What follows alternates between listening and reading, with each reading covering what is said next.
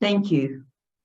Although I know many people have said they're still going to join with load shedding and one thing and another, I would like to officially open this auspicious event tonight as Reva Foreman, Chairman of Temple Israel Hillbrow. As we face, just at the conclusion of Tisha B'Av, a day of mourning and connection, a day of searching ourselves, a day when our love and hearts go out to our beloved homeland, biblical, spiritual Israel. I would like rather later on to recognize the VIPs who are joining us tonight. But now it gives me great pleasure, it's a great honor, especially because we have a day, an occasion of sadness. And yet we have the ambassador of Israel, an incredible representative to our country, a man that I have personally been honored to work with in so many different areas of our country. And let me just give you a few lines about our wonderful ambassador from Israel to South Africa, Ambassador Eli Bilatakovsky. Joined the diplomatic service, ambassador, I believe now, about 27 years ago, having come out of a very distinguished career in business. And recently, as 2019, Ambassador Eli was ambassador to where all eyes of the world are turned today, Ukraine, and after that, also ambassador to the Republic of Moldova and the Republic of Armenia. It seems, Ambassador, that you have the ability to be where you're most needed in times of crisis. And we welcome you. We are honored to have you in South Africa, an extremely complicated country as well, but a Jewish community that by and large is fiercely Zionist, fiercely proud of our connection to Israel. And thank you for joining us on this occasion where our hearts, our minds, and our souls is with Israel, which is in a state of crisis at this moment. Over to you, Ambassador. Thank you very much, dear Reva, really, and all these praises, I don't think I really deserve them, but it's nice to hear them anyway. So thank you very much also for this opportunity to address this esteemed audience. Today, indeed, we are marking actually the saddest day of the Jewish calendar. Tisha B'Av is very well known as the day in which both the first temple was destroyed by the Babylonians, and also the second temple was destroyed by the Romans. It was also, interestingly enough, a day in which England expelled all Jews in 1290. And on the same day, also in 1492, Spain banished all the Jews from its territory. So obviously, it's a day with a lot of historical significance for the Jewish people. And I think what is more important than this history is the lessons that we can draw, that we can deduct out of these traumatic historical experiences. And I think in this case, the lesson is quite clear. And this is the importance of the unity of the Jewish people. And I think what is going on in Israel is a very vivid example of the importance of being together. And as Riva mentioned, when I arrived here, I was very impressed by the strong connection of the Jewish community of South Africa to the state of Israel. And I've served in different countries during my long career in the Foreign Service. And I don't recall any Jewish community that had such strong links. And I think it's an imperative for the community also to contribute to the situation in Israel by encouraging all sides to engage in a dialogue in order to find the common ground, which can be found.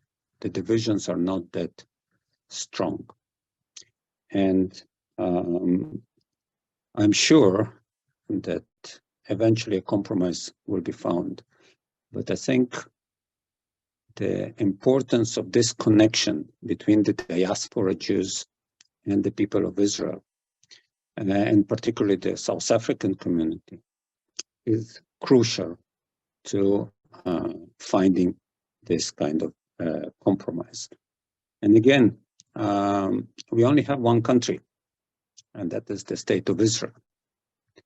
And it's true that we are going through a difficult period now, but it's also true that we will overcome this period and again go back and be united as we have always been.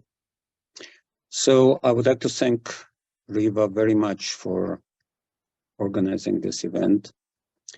And I look forward to meeting all of you in the future. And I'm always happy to have any sort of discussion or dialogue, basically on any topic related to Israel. Thank you very much.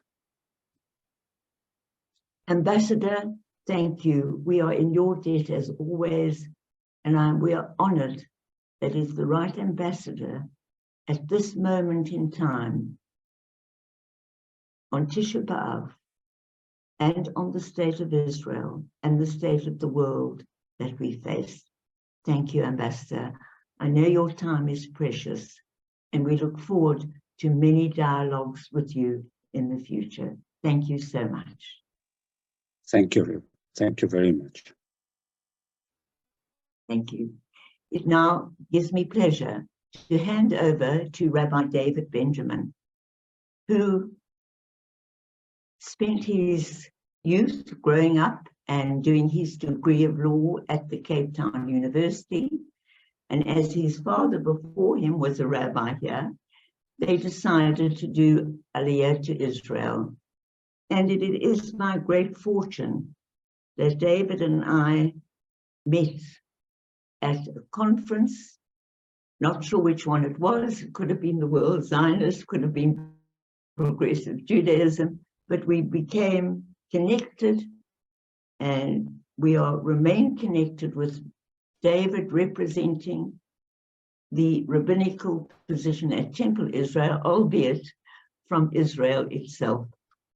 And David, we are really honored as well to have you as our rabbi to lead this, as the ambassador said, the saddest day, and yet a day of connection, and please God, a day of hope, as is the Jewish ethic.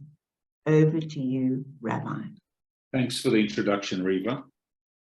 The custom on Tisha B'Av is to read from the book of Eicha, Megillat Echa, the Book of Lamentations. I'm just going to read the first few lines. In English. Alas, she sits in solitude. The city that was great with people has become like a widow. The greatest among nations, the princess among provinces, has become a tributary. She weeps bitterly in the night, and her tear is on her cheek. She has no comforter from all her lovers. All her friends have betrayed her. They have become her enemies. Judah has gone into exile because of suffering and harsh toil. She dwelt among the nations, but found no rest. All her pursuers overtook her in narrow straits. The roads of Zion are in mourning for lack of festival pilgrims. All her gates are desolate. Her priests sigh. Her maidens are aggrieved, and she herself is embittered. Her adversaries have become her master. Her enemies are at ease. For Hashem has aggrieved her for her abundant transgressions. Her young children have gone into captivity before the enemy. Gone from the daughter of Zion is all her splendor. Her leaders were like deer that found no pasture, but walked on without strength before the pursuer. Jerusalem recalled the days of her affliction and sorrow, all the treasures that were hers in the days of old. With the fall of her people into the enemy's hand and none to help her, her enemies saw her and gloated at her downfall. Jerusalem sinned greatly. She has therefore become a wanderer.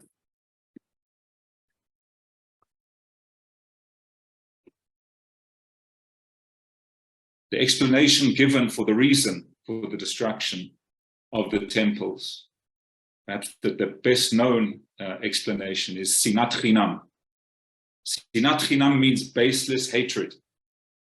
We know of many accounts, particularly of the Second Temple period, where the people were so divided they just couldn't get it together to defend themselves against the Romans. I want to read out a definition of baseless hatred that I found on the internet, definition by Rabbi Benjamin Rappaport. Hatred is not just actively doing others harm. It is also about not caring.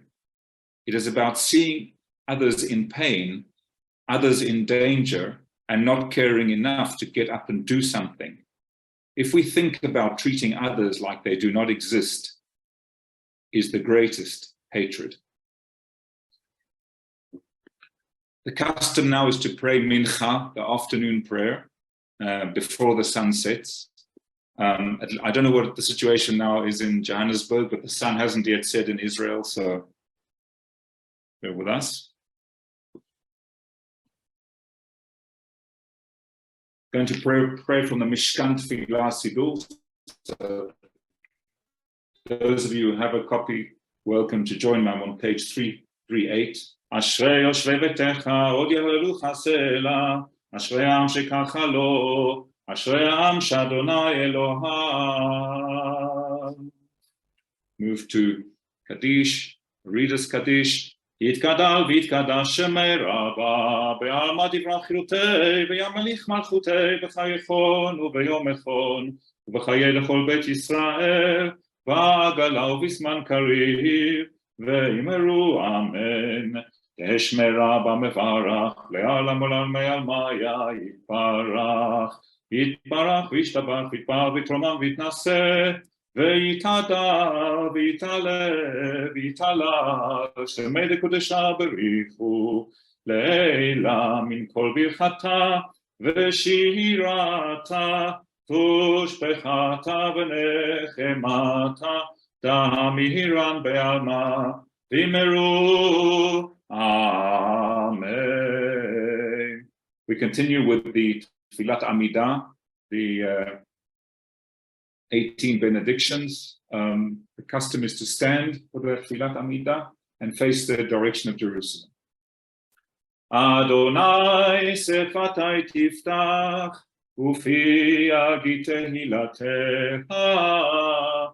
Adonai sefatai tiftach, ויגיד תהילתך, ברוך אתה, אדוני אלוהינו ואלוהי אבותינו ואמותינו, אלוהי אברהם, אלוהי יצחק, אלוהי יעקב, אלוהי שרה, אלוהי רבקה, אלוהי רחל ואלוהי לאה, אל גדול הגיבור והנורא, אל עליון גומר חסדים טובים וקונה הכל, וזוכר חסדי אבות ואמהות, ומביא גאולה לפני בניהם למען שמו באהבה, מלך עוזר מושיע ומגן, ברוך אתה אדוני מגן אברהם ועזרת שרה.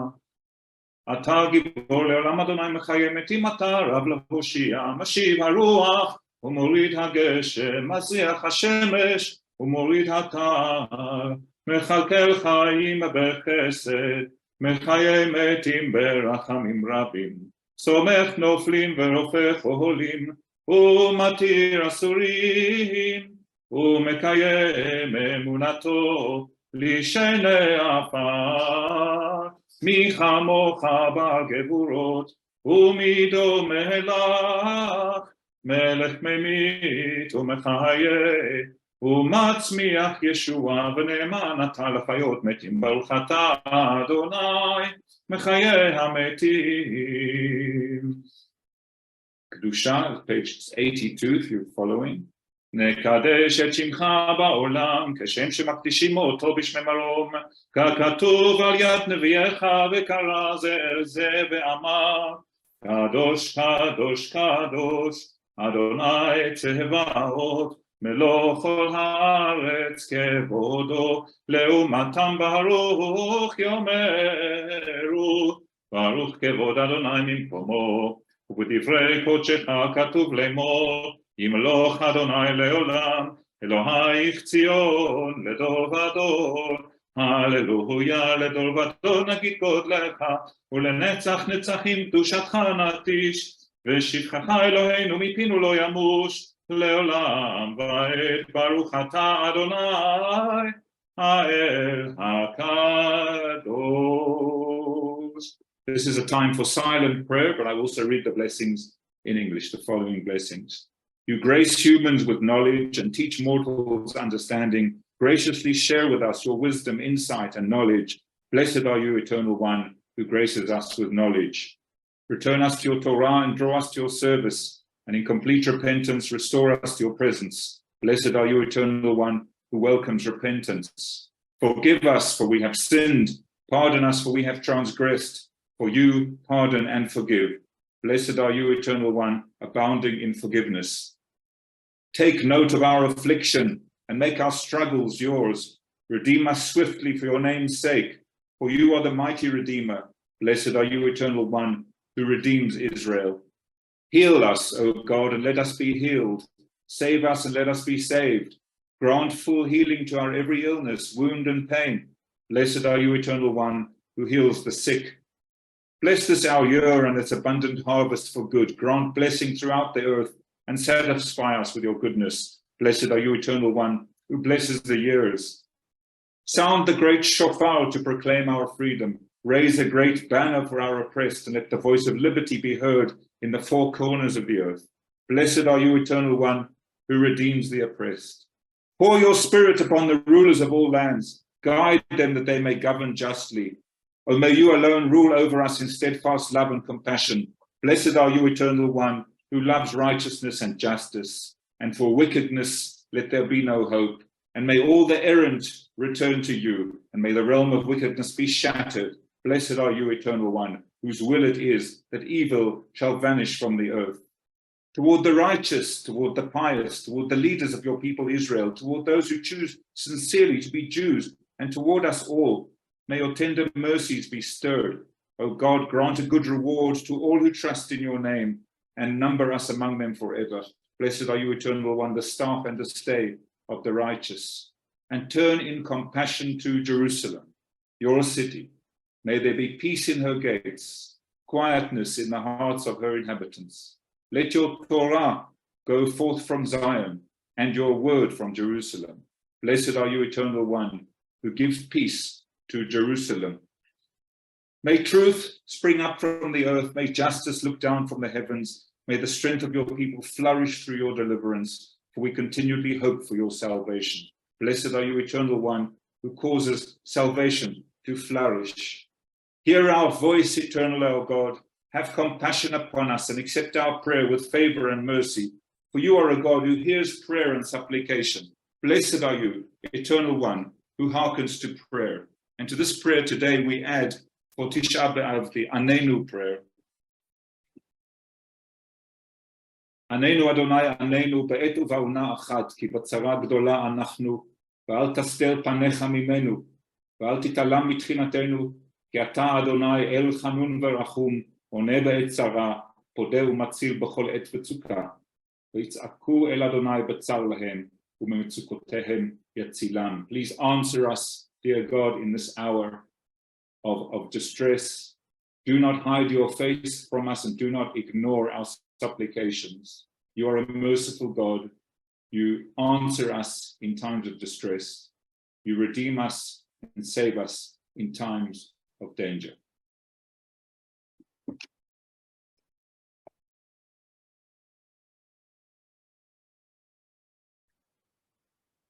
רצה אדוני אלוהינו בעמך ישראל, ותפילתם באהבה תקבל, ותהי לרצון תמיד עבודת ישראל עמך. על קרוב ואל קורב, פנה אל עבדיך וכוננו, שפוך רוחך עלינו. God who is near to all who call, turn lovingly to your servants, pour out your spirit upon us. ותחזינה עינינו בשובך לציון ברחמים, ברוך אתה אדוני, המחזיר שכינתו לציון. Let our eyes behold your loving return to Zion. Blessed are you, Eternal One, whose presence returns to Zion. Now the prayer for thanks. מודים אנחנו לך שאתה הוא אדוני אלוהינו ואלוהי אבותינו לעולם ועד. צור חיינו מגן אישנו אתה הוא לדור ודור. We acknowledge with thanks that you are our eternal God and the God of our ancestors forever. You are the rock of our lives and the shield of our salvation in every generation. Let us thank you and praise you for our lives which are in your hand, for our souls which are in your care, for your miracles that we experience every day, and for your wondrous deeds and favors at every time of day, evening, morning, and noon. O good one, whose mercies never end, O compassionate one, whose kindness never fails, we forever put our hope in you. Baruch atah Adonai, tov shimcha, u'lecha na'eh lehodot. Eternal One, your name is goodness, and you are worthy of thanksgiving. Shalom Rahav al Yisrael anta, tasim leolam. Shalom Rahav al Yisrael anta, tasim leolam. Ki ata hu melech adon lechol hashalom. Ki ata hu melech adon lechol hashalom. Shalom Rahav al Yisrael amcha, tasim leolam. Shalom Rahav al Yisrael amcha, tasim leolam. וטוב בעיניך לברך את עמך ישראל בכל עת ובכל שעה בשלומך. ברוך אתה אדוני המברך את עמו ישראל בשלום. Praised are you, Eternal One, who blesses your people Israel with peace. יהיו לרצון אמרי פי והגיון ליבי לפניך, אדוני צורי וגואלי, אדוני צורי וגואלי. Please join me, if you haven't done so already, with the final song, the final prayer of the Amidah, Oseh Shalom Bimromav, but just keep yourselves on mute. Oseh Shalom Bimromav, Uyaseh Shalom Aleinu, ve'al kol Yisrael, ve'imru, imru, amen. Oseh Shalom Bimromav, Uyaseh Shalom Aleinu, ve'al kol Yisrael, ve'imru, imru, amen. Yahaseh Shalom, Yahaseh Shalom, Shalom Aleinu ve'al kol Yisrael. Yahaseh Shalom, Yahaseh Shalom, Shalom Aleinu ve'al kol Yisrael. Yahaseh Shalom, Yahaseh Shalom, Shalom Aleinu ve'al kol Yisrael. Yahaseh Shalom, יעשה שלום, שלום עלינו ועל כל ישראל. יעשה שלום, יעשה שלום, שלום עלינו ועל כל ישראל ועל כל בני האדם. It's a custom in the afternoon service on Tisha B'Av to read from the Torah. So I will read just a part of what the traditional selection is. ברכו את אדוני המבורך, ברוך אדוני מבורך לעולם ועד, ברוך אדוני מבורך לעולם ועד, ברוך אתה אדוני אלוהינו מלך העולם, אשר בחר בנו מכל העמים ונתן לנו את תורתו, ברוך אתה אדוני נותן התורה. This is about Moses pleading to God to forgive the people for the sin of the golden calf. ויחל משה את פני אדוני אלוהיו, ויאמר למה אדוני יחרה עמך בעמך, אשר הוצאתם מארץ מצרים בכוח גדול וביד חזקה, למה יאמרו מצרים לאמור, ברעה הוציאם להרוג אותם בהרים ולאכל אותם מעל פני האדמה. שוב מחרון אפיך וינחם על הרעה לעמך, זכור לאברהם ליצחק ולישראל עבדיך, אשר נשבעת להם בך, ותדבר אליהם הרבה את זרעכם ככוכבי השמיים בכל הארץ הזאת אשר אמרתי אתן לזרעכם ונחלו לעולם, וינחם אדוני על הרע אשר דיבר לעשות לעמו. Pleaded before Hashem his God and said, why Hashem should your anger flare up against your people whom you have taken out of the land of Egypt with great power and a strong hand? Why should Egypt say the following? With evil intent did he take them out, to kill them in the mountains and to annihilate them from the face of the earth. Relent from your flaring anger and consider regarding the evil against your people. Remember, for the sake of Abraham, Isaac, and Israel, your servants, to whom you swore by yourself, and you told them, I shall increase your offspring like the stars of heaven, and this entire land of which I spoke, I shall give to your offspring, and it shall be their heritage forever. ברוך אתה אדוני אלוהינו מלך העולם, אשר נתן לנו תורת אמת וחיי עולם נטע בתוכנו, ברוך אתה אדוני נותן התורה.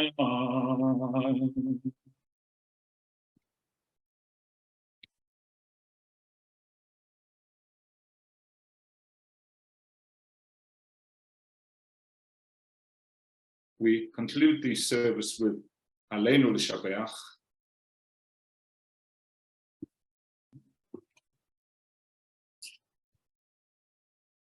Then towards Jerusalem once again.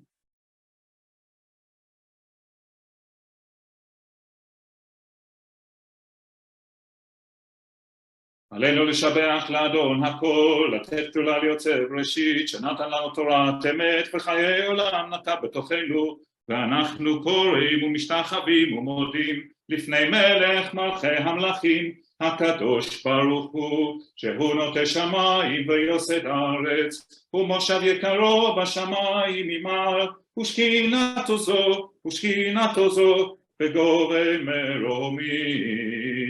הוא אלוהינו אין עוד, אמת מלכנו אפס זולתו, ככתוב בתורתו, וידעת היום והשבות אל לבבך, כי אדוני הוא האלוהים בשמיים ממעל, ועל הארץ מתחת אין עוד.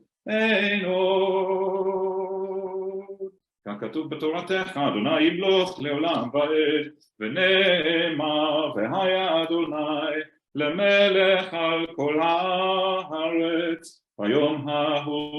ביום ההוא יהיה אדוני אחד, ושמו, ושמו, ושמו echad. We recall those who have passed away in the past year, or this is in the past week, or our close relatives from the past year, or this is the anniversary of their death. And of course, in our movement, the tradition is to say Kaddish, everybody, for all those who don't have people necessarily remaining after them to say Kaddish. So anyone who wishes to is welcome to join me in the Kaddish, page 108 in the, sorry, no, it's not page 108. This is a different Siddur, sorry. יתגדל ויתקדש שמי רבה, בעלמא דברה חירותי וימליך מלכותי בחייכון ומכון וחיי דכל בית ישראל, בגלה ובזמן קריב ויאמרו אמן. יהי שמי רבה מבורך לעולם עולמי המאיה, יתברך וישתבח ויתפאר ויתרומם ויתנשא ויתהדר ויתעלה ויתהלל שמי דקדושה וריחו, לעילם עם כל ברכתה ושירתה, ושפחתה ונחמתה תמירן בעלמא ויאמרו אמן. יהי שלמה רבה מן שמיים וחיים עלינו ועל כל ישראל ויאמרו אמן. עושה שלום במרומיו, הוא יעשה שלום עלינו, על כל ישראל, על כל באי העולם, ויאמרו אמן. That brings us to the close of the Mincha service, and I now have the honor and the pleasure of introducing our special guest for this evening, Yair Lochting. Yair Lochting, Yair and I go back a long way. Okay, he was my commander when I was in the army for a while, and ever since then, as Yair can testify, I will salute him every time I see him. But he deserves that salute even if he hadn't been my commander. Yair today, he is the head of the chairperson of the movement for progressive Judaism in Israel, very much at the front of people who have a voice to be heard in light of what's going on in Israel. And these are difficult times for all of us, but Yair is really taking the brunt of the pressure. And just the fact that he was able to set the time aside and join us this evening we're very, very honored, Yair, that you could do so. So I'm going to hand over the screen to you. Thank you, friend. Good evening. It's not yet sundown here in Jerusalem. I'm sitting in my living room in Jerusalem with a direct view to the old city, to the Temple Mount, with the thoughts of Tisha B'Av and the two temples, ancient temples that were destroyed on this particular day, and the thought, as many people describe them, the thoughts as many people describe them here in Israel, that in our history, we have had sovereignty over the land of Israel, political sovereignty, twice before. Each time that sovereignty lasted for between 70 and 80 years. We are now in the 75th year of the state of Israel, and people are making comparisons. And these are dire days. These are difficult days. These are days in which many of us have opinions. Many of us find within families that are divided, communities that are divided. I had a conversation with David this morning about a very difficult Erev Tisha B'Av discussion that he had in his community. But that is not what I came to speak about. I want to speak to you, first of all, about our movement. I don't know how much you know about our movement here in Israel, but I think we're now one of the largest reform movements, and I dare say one of the strongest reform movements in progressive movements around the world. We have 54 vibrant communities from Rosh Pina and Carmiel and Naharia in the north, and all the way into the Aravad desert on the way to Eilat, and Kibbutz Lotan and Kibbutz Yahel. And we're very proud of much of what we're doing, of all of what we're doing here in many areas. We find that our influence is growing from day to day within Israeli society. We see people who are interested in what we have to say. We see people who want to hear what our type of Judaism is all about. They're not used to it. They're not used to the fact that there is more than one way of being Jewish. And while we become more successful, some of the people who see us as their rivals take umbrage in the fact that we are becoming more successful, more knowledgeable, more known, and as a result, they are pushing back against our successes. But that is something that we've been dealing with for many years. I want to tell you a story about how our movement decided to deal with this current situation. I was in New York just before Christmas, this 2022.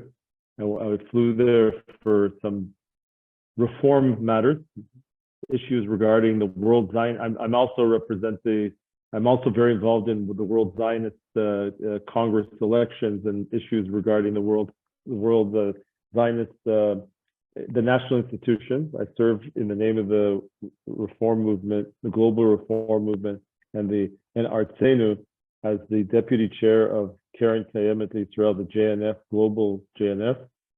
And I was in New York sitting with our American partners talking about how we start strategizing for elections are going to be in 2025.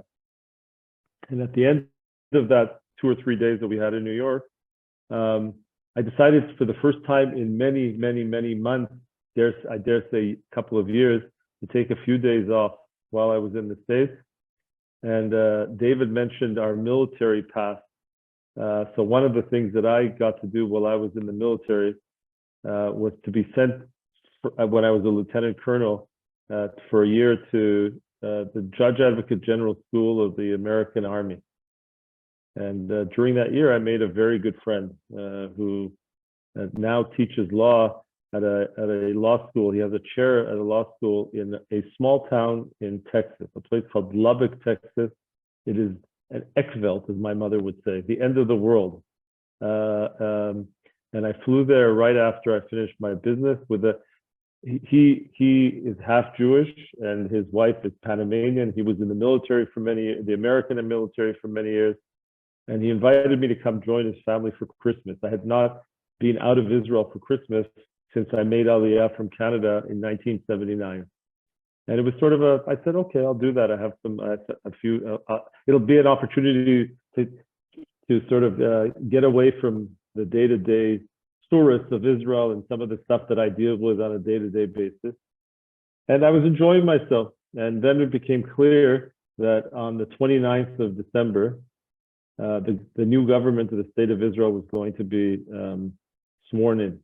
And on the 27th, the Orly Lechovsky, I don't know if you know that name, who is the director of the Israel Religious Action Center, our advocacy and legal arm of the Israeli Reform Movement, called me to say that she and the chairperson of her organization want to join a protest across from the Knesset on the morning of the 29th. And she presented me with a 11-page document explaining why the incoming government was disastrous for the reform movement, specifically for the reform movement on issues of funding and issues of the kotel, issues of conversions and many more. And also in regarding many of our core values as Reform Jews, racism, issues of the anti-democratic themes that they were trying to pursue, and they were already talking about bringing into to actually finding a way to pass laws regarding them. And they said to me that the organizers of the protest, it was 2 days before, would like an answer within two hours to know whether we were willing to put our name on the banner that was going to be at the protest. It was late at night in Lubbock, Texas. This is where I was. And I understood the implications of making a decision about that. But there was no time to be had. I later had conversations amongst other people with David about that. I said, do it. I believe it's the right thing to do. And I went to sleep late at night in Lubbock, Texas. 8 hours behind Israel and South Africa, because I think during the winter we're on the same time zone. And being the age that I am, I woke up in the middle of the night to do what some people have to do in the middle of the night.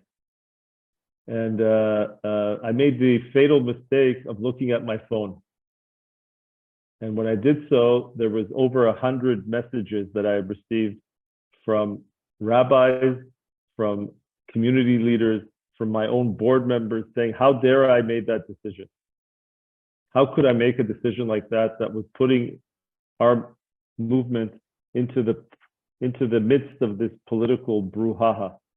How could I put us into the fray? How was I not going to be pulling apart our communities? How was I not what was I thinking to myself when I didn't consult with the rabbis about this? What was I thinking to myself when I didn't consult with my own board about this? So you can rest assured that I did not go back to sleep that night. It was 3 a.m. that morning. And I sat and wrote a long email and WhatsApp message. Everything happens today in WhatsApp. I don't know how it is in South Africa, but in Israel, life now takes place on WhatsApp for people of my age. I'm not on TikTok and all the other things that exist. I don't know anything about that, but WhatsApp I know pretty well.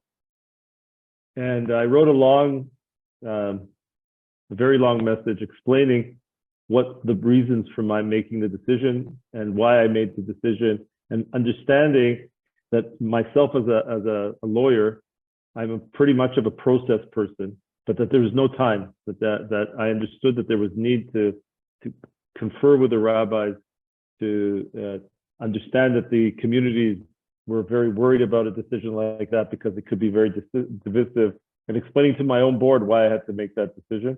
And I can say to you today, and right afterwards, that was the end of my vacation, more or less, because I ended up working around the clock on this matter from Lubbock, Texas, on Zoom calls the next night with all of our communities around the country, with rabbis and leaders, with my board the next night, and with having long conversations with the head of our rabbinic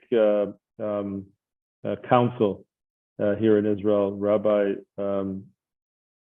Ayala Ronen Samuel of our community in Caesarea, and discussing the matters with them. I can tell you today that I had no regrets when I made that decision and when I got the complaint, and I certainly have no regrets for what we have done ever since.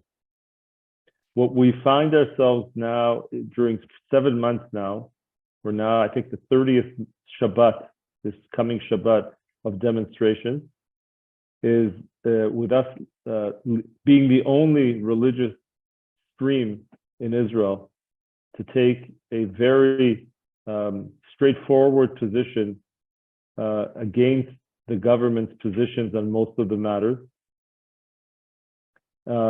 holding Havdalah services in several locations around the country every Motzei Shabbat before the demonstrations begin. I can tell you, as someone who lives in Jerusalem, they are growing from week to week.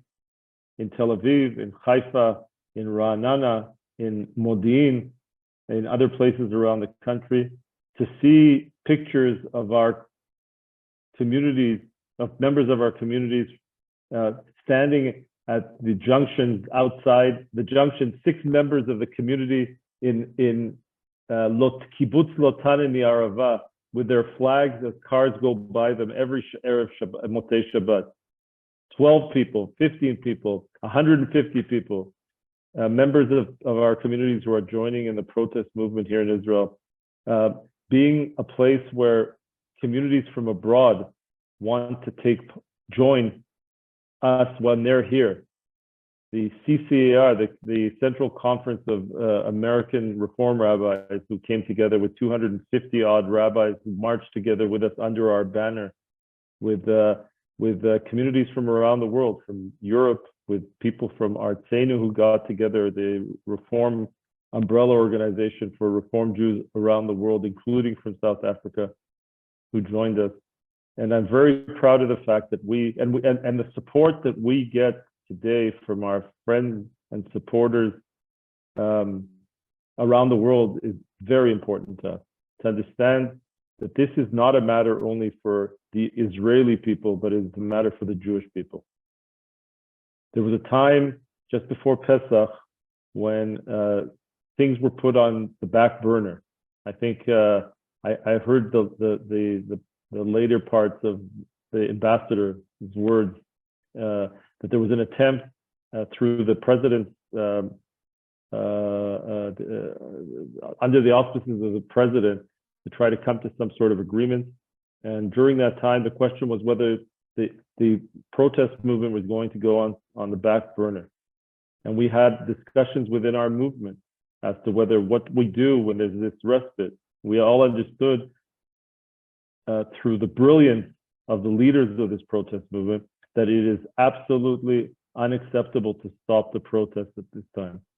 People who look to see what happened in the last decade in places like Poland and Hungary, when under similar circumstances, the protest movement stopped. And they took a break because it looked like there was going to be negotiations between the two sides. And slowly but surely, and the negotiations didn't lead to anywhere. And slowly but surely, in Hungary, for instance, and in Poland, within 2 years, the government passed almost everything that it did in a very, we call it, in Hebrew, we call it the salami solution. Slice by slice, will taking away democracy, taking away parts of the judiciary, the media, other areas. And of course, that would affect us as well as Reform Jews who want to have progressive Judaism here in Israel, to be able to do what we pray the way we want, to have a place at the Kotel, to get funding like other people get. And we realized that we have to continue. At the same time, we also understood that in many of our communities, there's a need for dialogue with people who don't necessarily think like ourselves. David can tell you, can attest to what's happening in his own community better than I can. But we hear that we're not a monolithic organized group of people.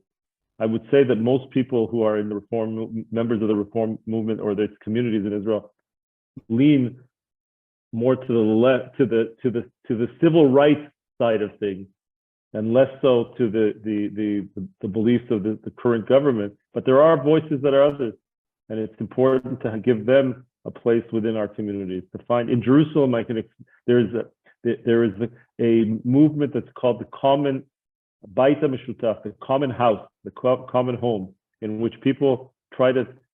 It's quite remarkable to see the demonstrations here in Jerusalem, because you see, we wait for the demonstrations to begin after Shabbat, because Orthodox people want to come and take part in them as well. They have a different view of it. People are coming in from the settlements around Jerusalem to take part in the negotiations, because they believe, even if they're right wing in their political views, they don't think that the way the government is doing this is the right way, that it's pushing things down our throat, the other people who don't believe the same way.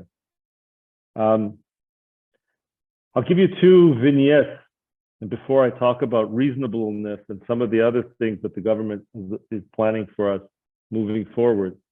But we have the chairperson of our community in Tel Aviv, a good friend. He was also on our board in the previous board, a fellow by the name, another lawyer, David, a fellow by the name of David Gilat.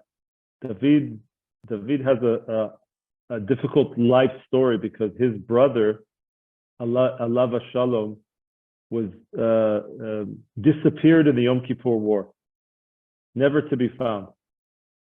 Okay, he is an MIA till this day. His body has never been found. His tank was hit. All the 4 men in his tank were never found.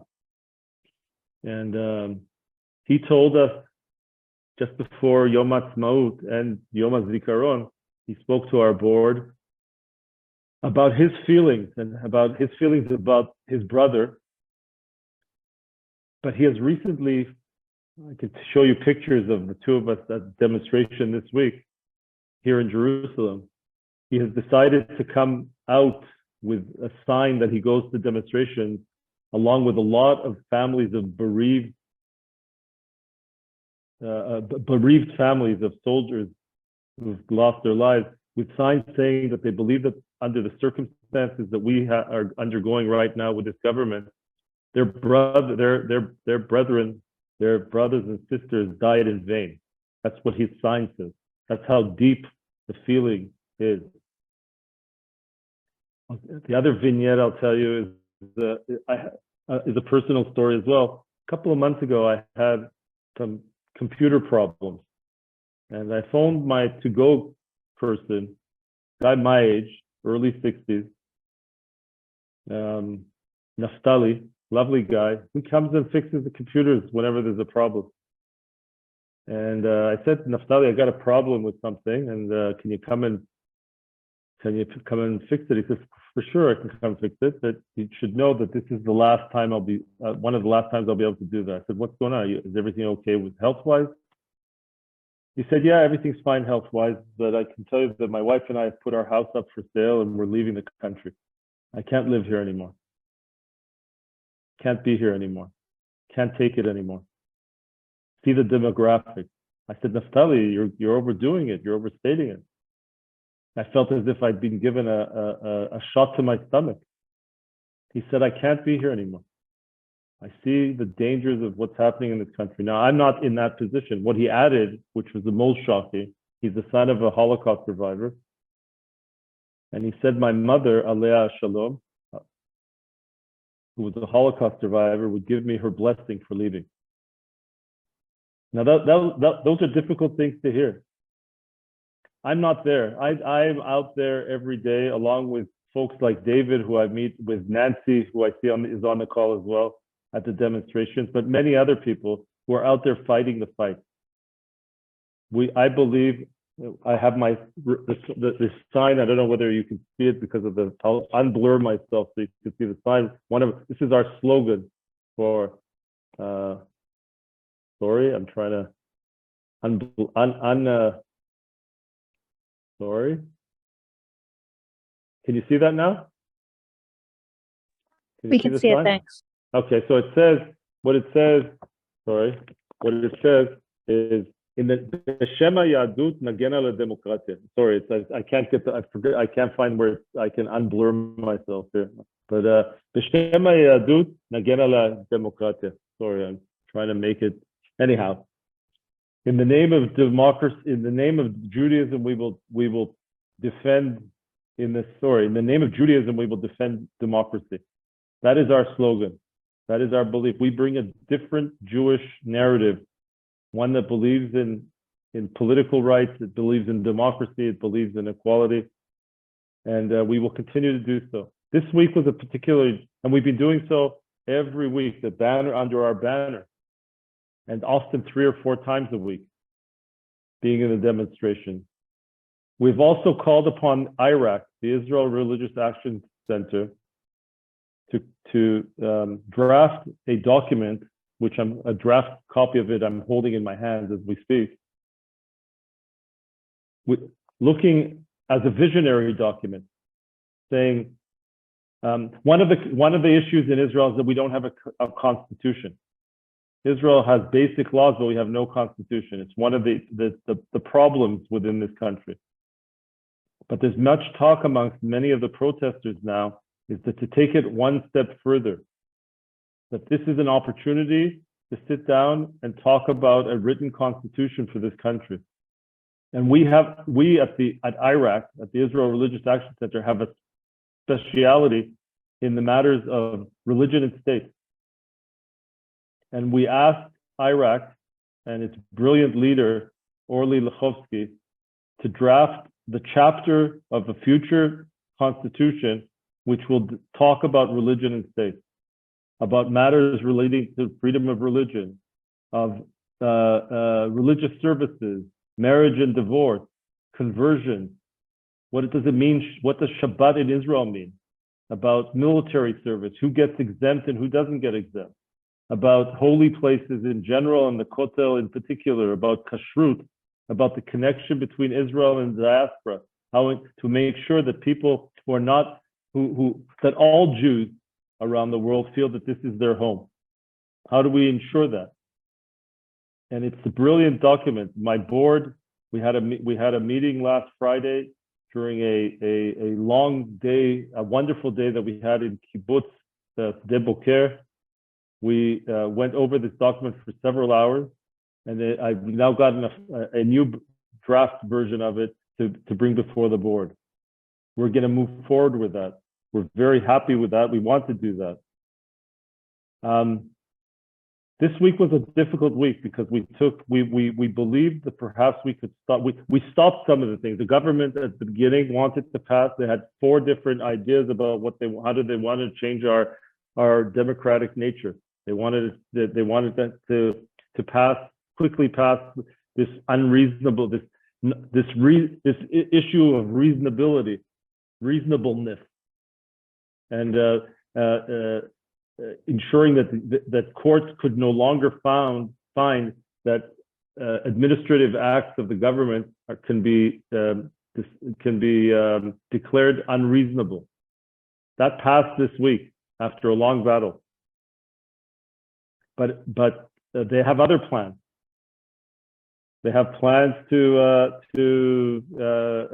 change the way judges are appointed, to make it a political, to add politics to it. They have other plans to create rules for if the court decides to overrule legislation, to override the court's decision, to change the nature of our democracy, to change the nature of our political system. And this is the way that they have planned for the Polish or Hungarian system to go piece by piece. They started with this, with the unreasonableness matter. That's why it was viewed as so dangerous, and that's why hundreds of thousands of people last Saturday night, 600,000 Israelis marched in the streets. That's why spontaneously on Tuesday, the day after this law was there was again hundreds of thousands of people around the country were experiencing police brutality in the last few days that we didn't experience before. It's worrying. We have ministers who are very worrying, messianic in their vision. Smotrich, Ben-Gvir, Rotman, who is the man, one of the people behind all this legislation, another fellow by the name of Levin from the Likud, people who worry us. They're not there, even if they're pushing back at any real dialogue. They say that they were willing to come to compromises regarding the reasonableness doctrine, but they didn't change a word in the original text of their law. So it's worrying. But friends, there are many silver linings as well in the protest movement and what's been happening over the last 7 months. And those are important messages to you because there is also optimism to be found here. I'm not getting on any plane to move anywhere else. This is in Hebrew it says, En li eretz acheret, I have no other country. Someone said, I think the ambassador said it. But we have reappropriated the Israeli flag. You know, for years, the only people walking around that were with flags were the right. The left and center and liberal Israelis are now walking around in the hundreds of thousands with the flags over their shoulders and holding them up very, very proudly. Young people, to see the number of young people out protesting on each one of those. I'm talking about leading the protest, being at the front of the marches, with their drums and their trumpets and anything else that they can to play along, to lead us through to see them. And they are people who want to be here. They see their future here, and they are going to continue the struggle. We will overcome. That's often I've heard that sung. Large groups of the population have come off the fence. For many years, many Israelis have said, don't hear David come with his flag. I have a kid. I have my kid in my car. Okay, I've got my bugle that they come up. People laugh at me because I have a bugle that I got at the very first demonstration. It makes a lot of noise. People don't want to be around me. South Africans will be delighted to hear that the vuvuzela is being used at these demonstrations. Mine is like a vuvuzela. It makes a lot of noise. So people who were on the fence for many, many, many years, who said, I can't be bothered with the politics of this country anymore. I'm not going to go to vote when the Knesset is. They're coming out and voting. They're out with their voting, as Rabbi Heschel said, they're praying with their feet. They're coming out and joining the marches, wherever they're marching. With their feet, they're praying. They're out there. The religious affairs. This last Sunday, the day before the Knesset ruled on this and voted on the law regarding reasonableness, we had prayers at the egalitarian plaza or section of the Kotel, and with roughly 100 Reform and conservative Jews, led by two wonderful women rabbis, including our very own Rabbi Rinat Fanya. From there, from our own little small egalitarian section of the wall, we marched into the upper area of the plaza overlooking the main Kotel area. And lo and behold, there were hundreds of Israelis, of liberal Israelis with their flags in the heat of a terrible heat wave that we're having right now. I don't know if it's terrible, it's happening all across Europe, but 35, 37 degree weather, standing proudly with the flag, reclaiming the Kotel in many ways. The Kotel is back in the hands, perhaps, of people who think more like ourselves, who believe that also on matters of religion and state, it's time to make some changes. So there's much to be said about the optimism, to see what's happened now. And I think that perhaps it concerns the government and Netanyahu more than anyone else, more than anything else. The two other important and dramatic events that are taking place. And both David and I, as former we both still do reserve duty. Reservists, pilots, and people in commando units and other crack service members have said they're not coming to reserve duty anymore. Over 1,200 operational pilots who do weekly reserve duty have told their commanders that they are stopping their voluntary service. There are claims that their actions are putting Israel in danger, but they're saying that we no longer trust the government. We served under all different governments, but when it comes to a situation where the government in power is likely or perhaps will carry out actions that do not sit well with democracy, we're not willing to be the people serving under that government. And we will not come to Miluim, to reserve duty, when we're called. And they have told many people who are in the cyber security elements within the military, which are very important. And that has gotten a lot of attention here in this country. The other is that there's other major strikes and labor disputes with doctors who say, we don't want to serve as doctors in a country that's no longer democracy. I don't think we're no longer a democracy. I think we're moving into to a less liberal regime. We're far from being a dictatorship, as some of the people say. The other thing, and last that I'll close with that, is the economy. The international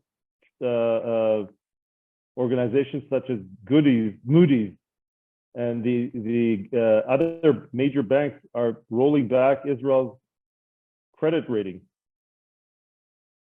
People are stopping to invest in Israel. Israelis who have made huge amounts of money over the last couple of decades in the IT world are taking their money out of the country. There's a real danger here because much of the success of the Israeli economy is based on taxes from that part of our economy, and it's a real danger. And you hear economists talking about the dangers of what this government is doing.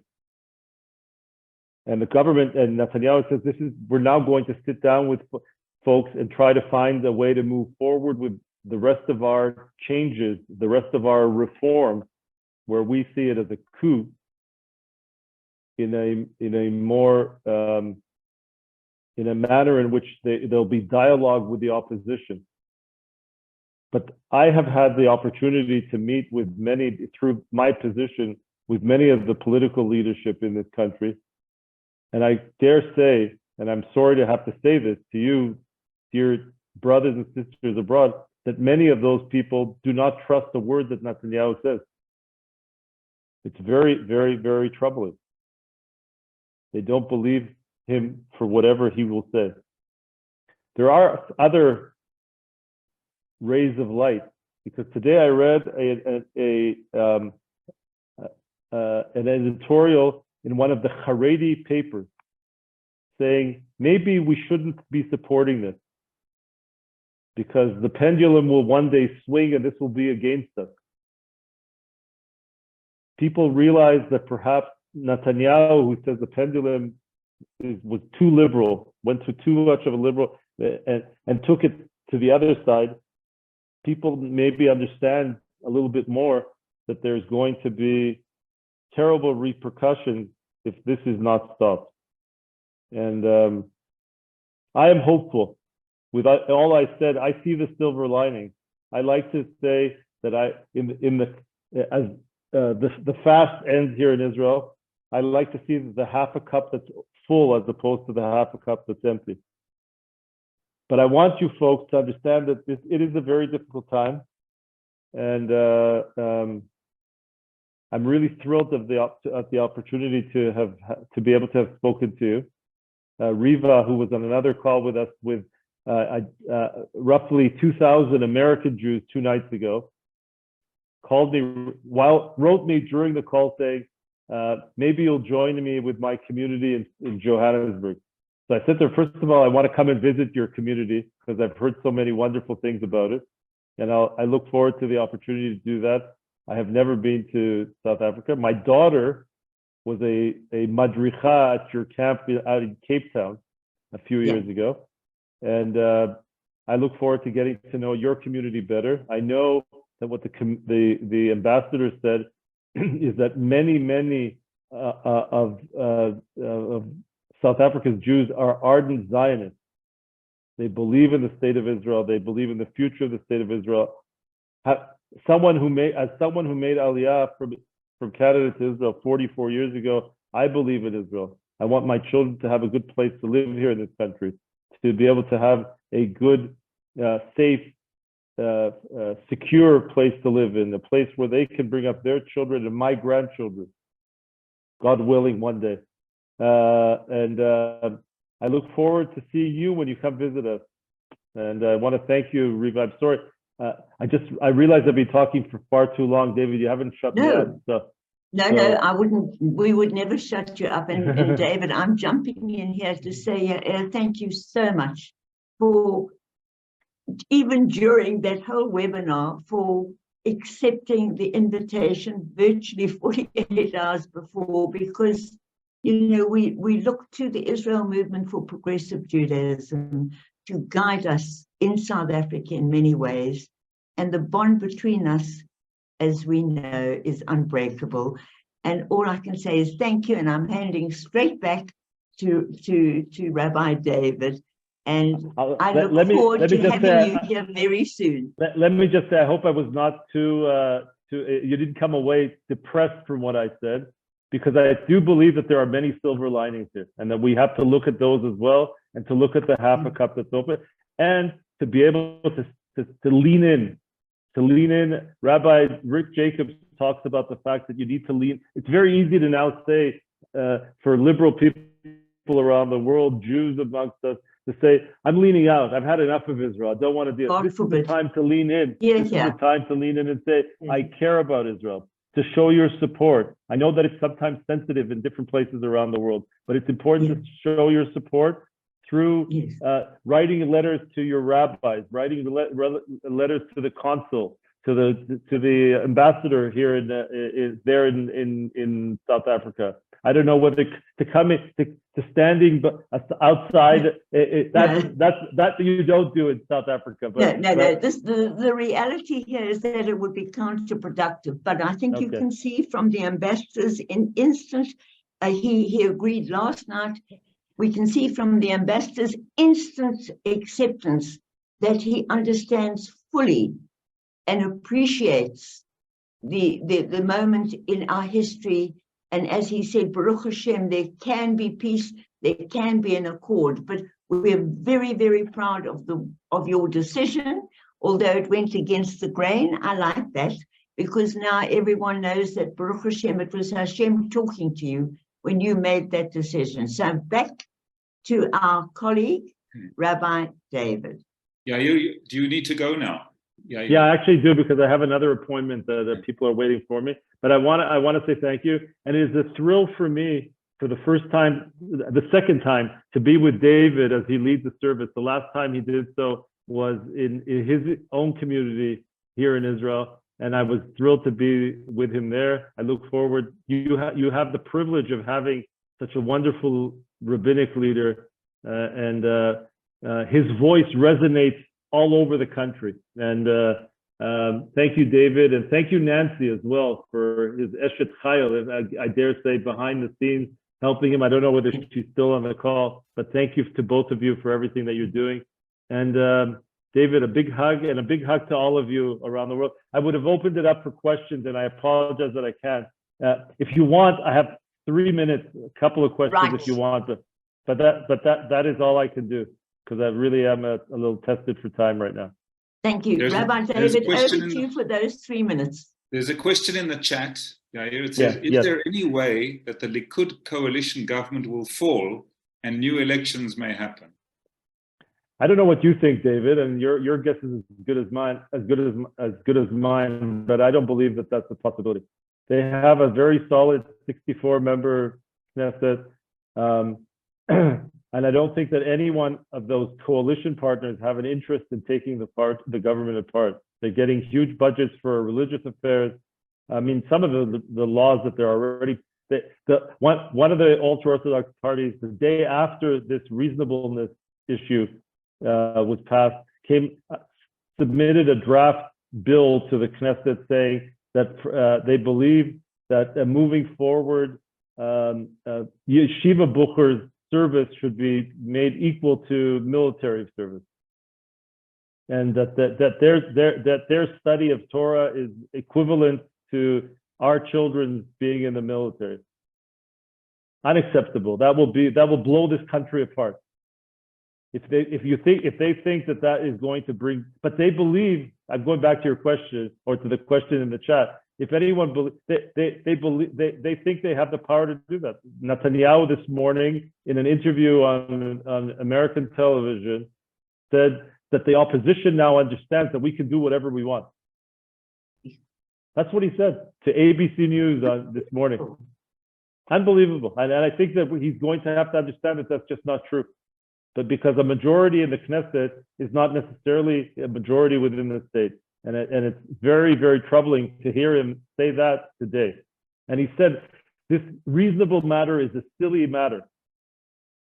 Silly. It's completely silly. And things will calm down. I'm telling you, folks, there's already demonstrations taking place as we speak again in Tel Aviv, in Ra'anana, and in other places around the country. There's a massive demonstration planned for Motzei Shabbat. People are completely into this. It's tiring, and I want to say, many of us are very tired. Okay, it's not easy to keep this going. It's not easy to get you. I haven't gone to see a movie I haven't gone to see a play. Motzei Shabbat, you see the people come to demonstrations. It's not easy. It's not easy to lead people and join and to say, you know, come on out. It's important to be out there. It's not easy to call your children to come out sometimes when they're students at university. But people care to see. I don't know whether you got in the news the tent city that was set up in Gan Sakar here in Jerusalem. Yeah. Just in the days before and immediately after, hundreds of tents were set up. A whole system of providing food for all these people was set up. And the day they left, the park was left with not a piece of garbage anywhere in that park. It's the way we want to see this country in the future. There's a real, there's a breath of fresh air. Yeah. David. And sorry, one thing, Yair. If these protests have not stopped this legislation, just before you leave us, what do you think, in your opinion, will stop the forward march of this dictatorship or type of autocracy? I think the only thing, I think that it's going to be getting more and more people, if they move forward with some of the proposed legislation, especially on the rules regarding appointing judges, if it's done in a way that is forced down people's throats without proper thought given to all of the ramifications, people are going to come out. This is a dangerous situation from a security point of view, because I don't think that some of those reservists are going back to their units. Okay, when you talk about 1,200 pilots, fighter pilots, that is serious business. They are the backbone of our Air Force, and the Air Force is the backbone of our security. That's dangerous stuff. He's playing with fire. And if he thinks that this is just a silly little business reasonableness, it's just not. So anyhow, I must run, folks. I don't know where I hope that what's the word? Something heads prevail. Common sense prevails. I'm not sure that Netanyahu has it in him, given his own legal issues and the fact that some of this is, there's people who believe that he's doing this because of his own criminal case that he's trying to change. Today there was members of Knesset who tried to pass a law to change the nature of the Attorney General's position. Many say that so that the person to replace part of that would be able to repeal the Kitvei Shum, David, help me with that. Indictments. Indictments against Netanyahu. Okay, it's going all over the place. Yeah. So, but I hope that calmer heads prevail. I've heard there are people. We try to speak to people in the Likud who are more moderate. Yeah. The belief is that many people, if they were allowed to vote silently behind a shield, would not have voted for this. They understand the ramifications. They're just afraid politically to take that position publicly, because each person's name is called out by the registrar of the Knesset, and if God forbid one of them votes against one of these laws, he'll be kicked out of his position. Chaverim, it's been wonderful to be with you. I'm sorry if it sounds a little dire, but I am actually optimistic. I think that there is a lot of light in what's happening. I think that things could change for the better. I'll end with the fact that the polls show today that if elections were held today, Netanyahu's coalition would drop from 64 to 52 or 53, which is a complete drop. That's the end of his government. Unfortunately, he's got another 3.5 years to go, maybe 4. And let's hope, inshallah, as they say in the classics, that that's in Arabic, God willing, that things happen in a different way, that calmer heads prevail. Thank you, friend.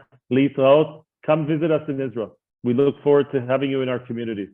There's a lot to talk about our movement and what we do here and the amazing stuff in education and our youth movement and our camp. I'll finish with this, and I know I'm going to be late for my next meeting. There's already people angry with me, but on the day that this happened, we have our summer camp here going right now, and it's happening in Sde Boker, in the heat of Sde Boker. The kids in our summer camp heard about the law having passed, and they said, we can't sit here and do regular things. We want to march down from the summer camp to the junction where of Sde Boker, and to be out there, and we want to block the traffic there. Okay? And we have pictures of these wonderful children, kids, young people, 17, 18, 16. Their parents will probably sue us. We'll leave that to David to deal with. But they took a step. They also want to step up and say, this is us. They sang songs in the middle of the members of the kibbutz, and people from other communities joined them with their flag. So there is place for optimism. And maybe, David, you want to talk about some of the discussions you had in your community, but I can't stay for that, unfortunately. So, and now I really am leaving. Yeah, thank you. Thank you for your inspirational leadership, your love of Israel, and your love of the values of Torah. Leitraot. Leitraot, Chaverim. Leitraot, yeah. And now back to Rabbi David. David, you're equally as much South African as you are Israeli. Perhaps you can really share with us what it's like to be in Israel now, and how you feel and what's happening in your community, and answer any questions that weren't answered. Let me first answer a question that came up, that I think Uta asked a question about whether the Attorney General can overrule the decision of the Knesset. I think that was your question. The short answer is the Attorney General cannot overrule the Knesset, but according to the situation as it is today, as I say, in which the government wants to change, but as things are today, the Supreme Court could potentially overrule the decision. But that would create a major constitutional crisis, right? Because you have a Knesset which is hell-bent on getting this law through, okay? And the Supreme Court then would be sort of up against the Knesset. You know, interestingly, in South African history, there was a case like that. I don't know how many of you were around or remember it, right? When they tried to take they succeeded in the end, but when they decided to take colored people off the voters' roll, I think it was in the 50s, actually the South African Supreme Court said it wasn't legal.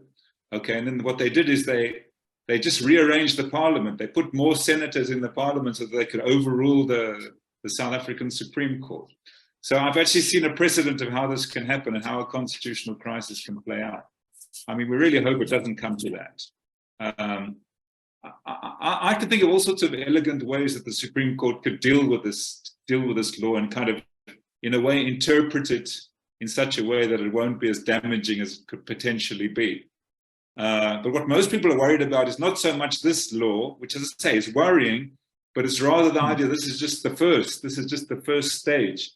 Okay, this is the salami process of like just one slice at a time until eventually we end up with this entire salami of a complete kind of regime change.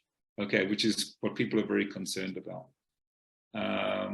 That coming from South Africa, what we've, you can see in South Africa, like how much things can how long it takes to build and how very quickly things can deteriorate, right? South Africa has known crises for various reasons. And that's the scary thing in Israel too, with all the heart, with all the blood, sweat and tears that have gone into building up the Jewish state.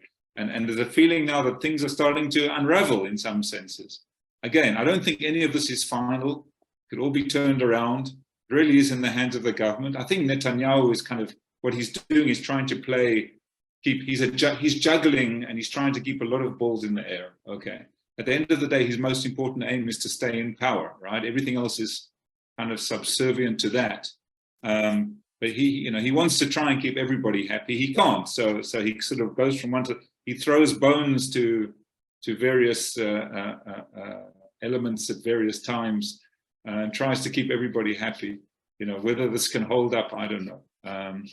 His coalition members threaten him that they will break his coalition, and then his government will fall. But I find that highly unlikely that they would do that. So, which is why I don't understand Netanyahu, why he's so terrified of his coalition partners. Because part of the problem here is the coalition partners. I just want to say one other thing about the situation here, which is very troubling. Okay, it said, for Tisha B'Av, we said that sinat chinam, that baseless hatred, brought about the destruction of the Second Temple. And there's a feeling there that there is a bit of baseless hatred around too. Okay, there's a lot of us and them, and a lot of demonization of the other camp, which is completely outrageous. Some of it is completely outrageous. Okay, if on the one side, the government is calling everyone who goes out in the streets to protest, they're calling them like communist, anarchists, extreme left-wing terrorists. Okay, that's basically what everyone is called who doesn't think this legal reform is a good idea. And on the other hand, people in the streets are calling the government, generalizing at least, and calling everybody fascist, racist, everything like that, which also isn't true. It might be true for certain elements of the coalition. I would grant that, but it's certainly not true for everyone who supports the reform. Okay, there are all kinds of underlying reasons why some people think the Supreme Court has got too powerful, and some of that criticism is justified. I really do believe there's a way forward to negotiate this and and actually take advantage and finally make a proper written constitution for Israel, to take the energy that's out there and the willingness to advance these things. So potentially something good could come out of it. If I take Netanyahu by his declarations, that's what he now wants to happen. Whether it will happen is another story. Okay, it's like he's thrown the bone of the reasonableness law to his, let's say, the wild dogs who are at his door. And now he's hoping they will keep quiet for long enough to maybe allow a process where, it's clear to everybody that a negotiated process where there's a wide agreement of how things should change, if at all, but I think they will change, but at least by wide agreement is quite obviously the way to go when you make constitutional changes. Caroline says, in South Africa, the Constitutional Court found the South African President Zuma guilty of corruption. Courts are very important. Here, exactly. Okay, and of course, what we have here in Israel now is a perfect storm. It's not just the initiative to reform the legal system. It's happening exactly at the time where people are terrified by the government that's in power, which will have so much more power if the legal system is reformed according to the reforms. Now, there are maybe some people in the system who believe in legal reform, and it's just their rotten luck that it's fallen on this particular government, because this government illustrates better than anything else the potential dangers of weakening the court. Because people think, if this government is out of control, at least we have the Supreme Court to keep it somehow under, to keep it going too crazy. So it's very bad timing for people who genuinely, just out of purely ideological, legal reasons, want legal reform. Okay, because it's kind of very much in one's face, the dangers of that taking place. In all the demonstrations, is there a voice about the Palestinian issues? Yes, there is. I wouldn't say it's a dominant voice, but it's always there.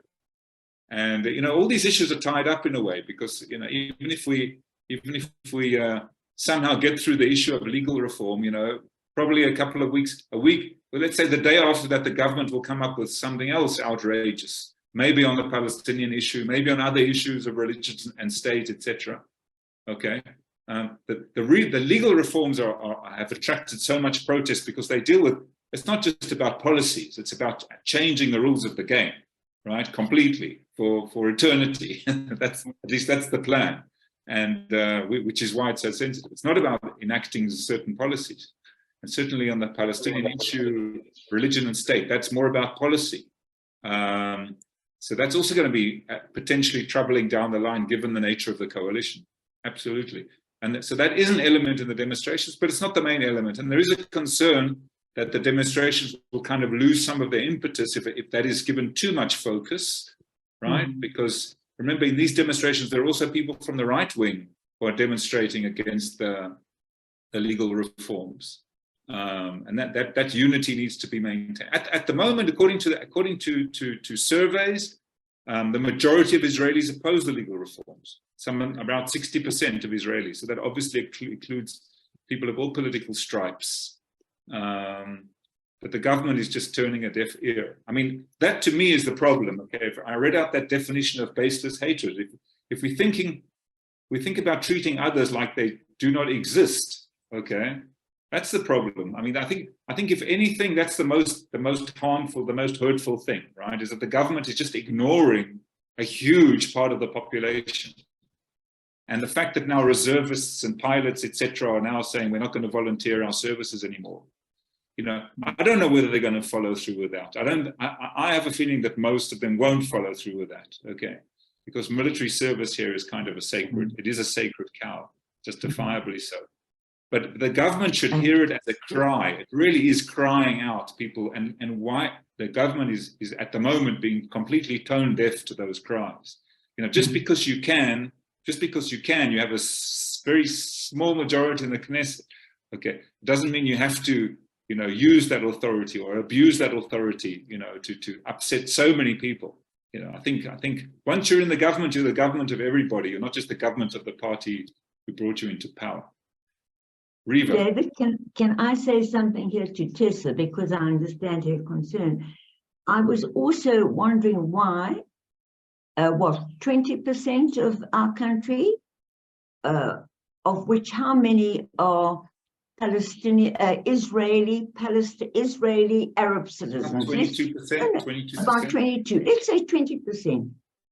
How come they, who have full rights as a citizen, as you and I have, under the current dispensation before it's ruined by this government, why are they not protesting?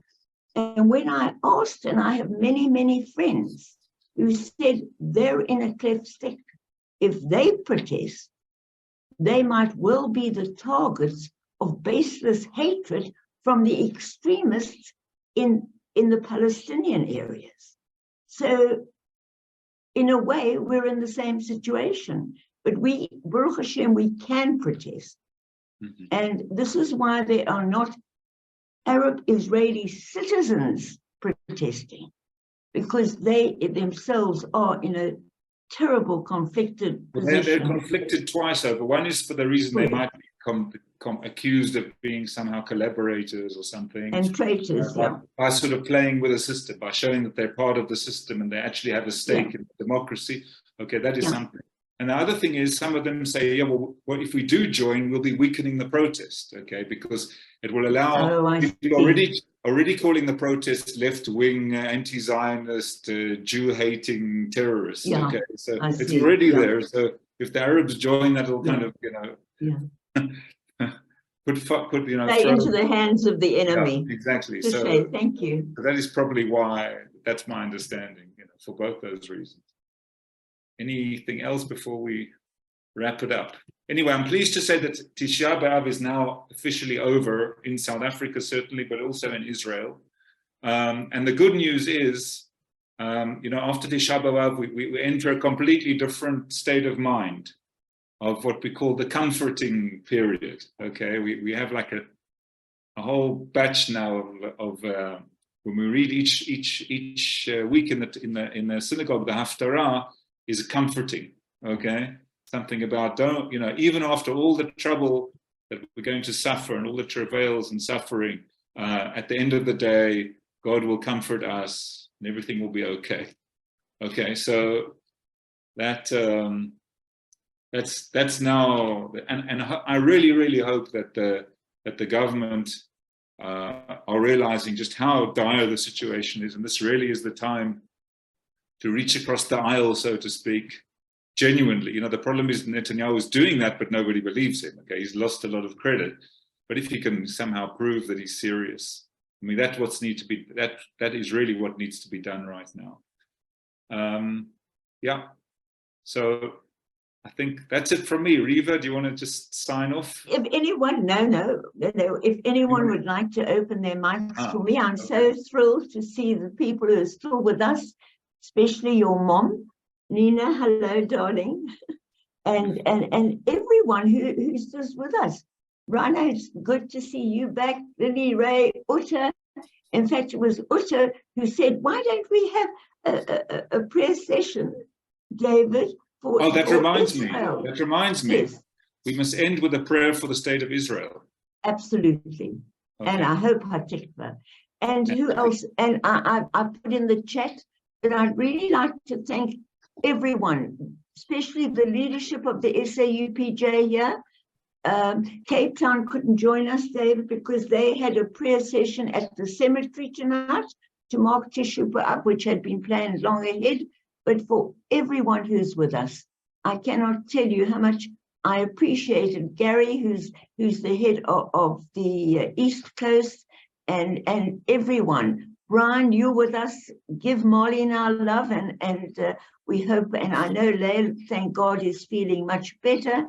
And who's Jonathan there?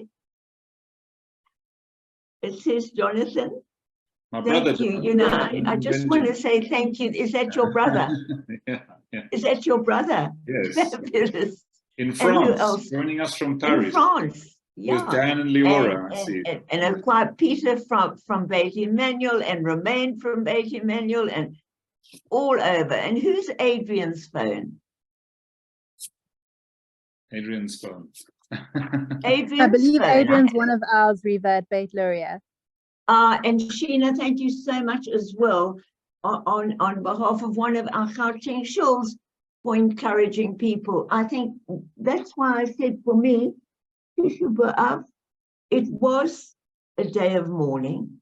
We are facing a crisis, but at the same time, it's a day of connection, because Israel and our love for Israel has made us all connect tonight.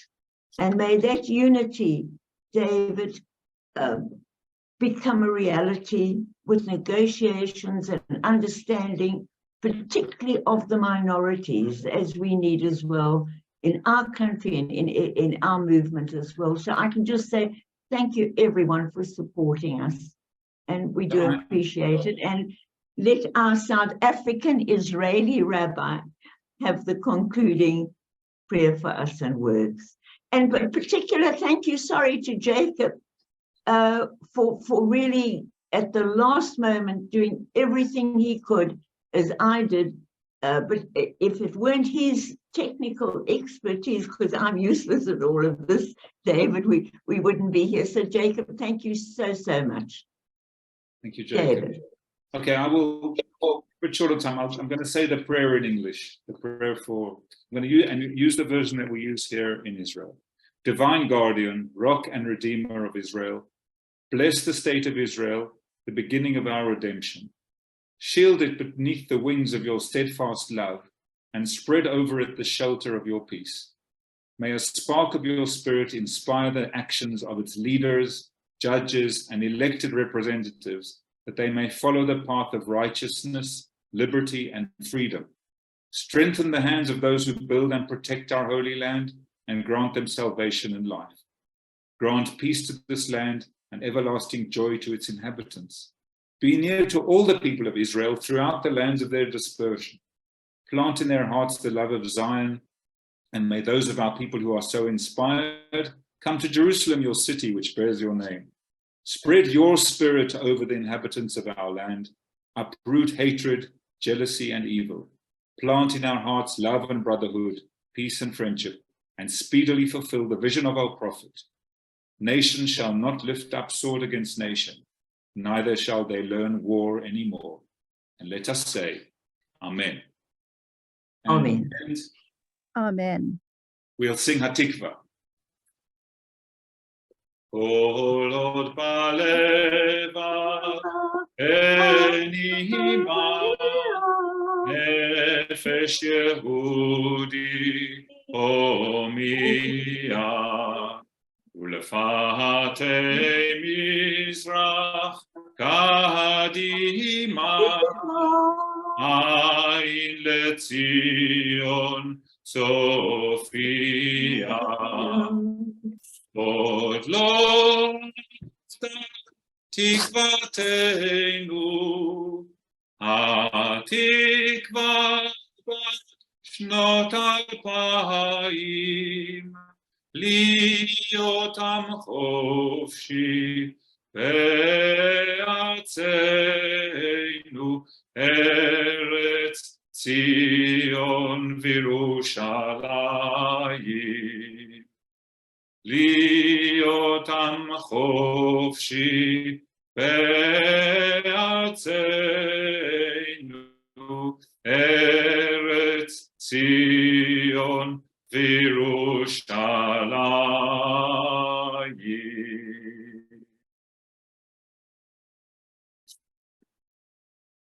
Good night. Thank you and good night, everybody. Thank you so much, Riva. Thank you. It was Good night. excellent. It was wonderful. Thank you. I'm sorry I was muted. David, all of our thanks. I speak for all of us. Thank you. Because you really were not only the connection, but the foundation of tonight's event and making us closer to our beloved country, Israel. And we just want to say thank you, and we love you and Nancy and your mom and everyone. Thanks. Thank you, everyone.